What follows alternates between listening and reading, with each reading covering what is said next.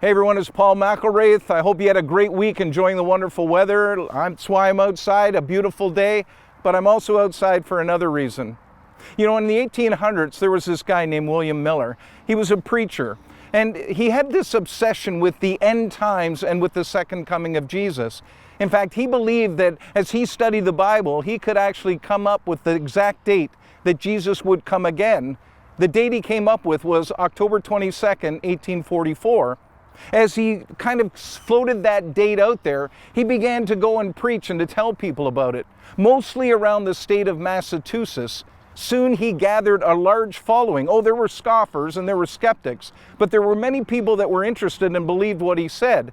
In fact, he was able to get about 100,000 followers that believed what he said. They were known as Millerites.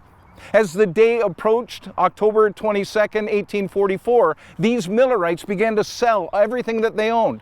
They sold their farmland, they sold their belongings. They thought, what would we need this for? We're going to heaven soon. On that faithful day, October 22nd, 1844, they donned these special robes that they had made called ascension robes. And they climbed up the highest mountain in the state of Massachusetts, kind of like our big mountain we have out here in the field at North Park. They climbed the mountain on that day because they believed that Jesus would come from the clouds and he would appear over the mountain and then he would rapture them or take them up to heaven. And they wanted to be at the highest point to meet him there. Well, they waited and they waited. And October 22nd, 1844 came and went, and Jesus didn't return again.